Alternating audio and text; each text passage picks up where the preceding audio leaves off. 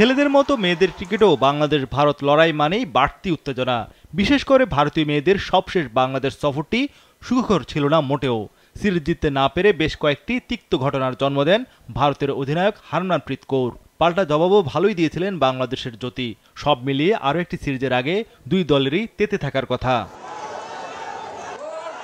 গত জুলাইয়ে বাংলাদেশ সফরে ওয়ানডে সিরিজের শেষ ম্যাচে আউট হওয়ার পর আম্পায়ারের সিদ্ধান্ত মানতে না পেরে রেগে গিয়ে ব্যাট দিয়ে স্ট্যাম্প ভাঙেন ভারতীয় অধিনায়ক হরমনপ্রীত কৌর।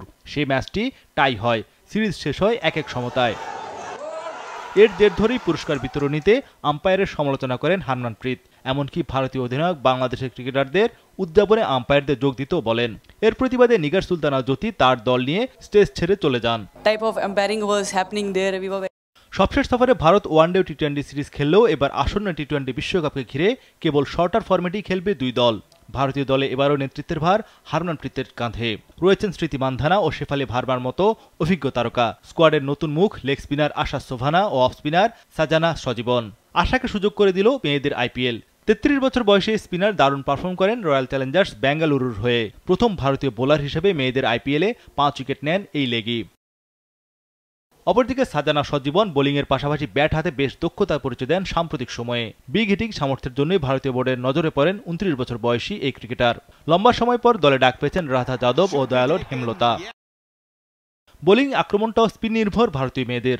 অফ স্পিনার দীপ্তি শর্মা থাকবেন স্পটলাইটে। 8 বছরের টি-20 ক্যারিয়ারে 100টিরও বেশি ম্যাচ খেলেছেন দীপ্তি। এছাড়া মেয়েদের আইপিএলে এবারে সর্বোচ্চ উইকেট শিকারী অফ স্পিনার শ্রেয়াঙ্ক পাতিল ও বাঁহাতি স্পিনার সাইকা ইসহাক তো রয়েছেনই।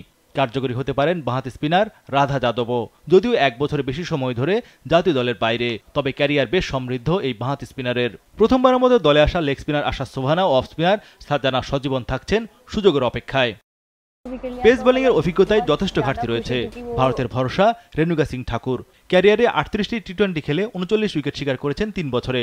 তিতাস সাধুর ক্যারিয়ারও বেশি দিনের নয়। তৃতীয় পেসার হিসাবে অলরাউন্ডার পূজা বস্ত্রকর দলের ভারসাম্য ধরে রাখবেন। সম্ভাবনাময়ী অলরাউন্ডার আমানজাত কৌরের সামনেও সুযোগ রয়েছে এই সিরিজে নিজেকে মেলে ধরার। বাংলাদেশের বিপক্ষে 5 ম্যাচের টি-20 সিরিজ খেলতে 23 এপ্রিল আসার কথা রয়েছে ভারতের। সবগুলো ম্যাচই হবে সিলেট আন্তর্জাতিক ক্রিকেট স্টেডিয়ামে। 28 এপ্রিল হবে সিরিজের প্রথম ম্যাচ। সিরিজের বাকি 4টি ম্যাচ হবে 30 এপ্রিল, 2রা মে, 6 মে ও 9 মে। সিরিজের প্রথম 2 ম্যাচ ও শেষ ম্যাচটি হবে দিবারাত্রির। এই 3টি ম্যাচ হবে সন্ধ্যা 6:30টায়। তৃতীয় চতুর্থ ম্যাচ শুরু হবে দুপুর 2টায়।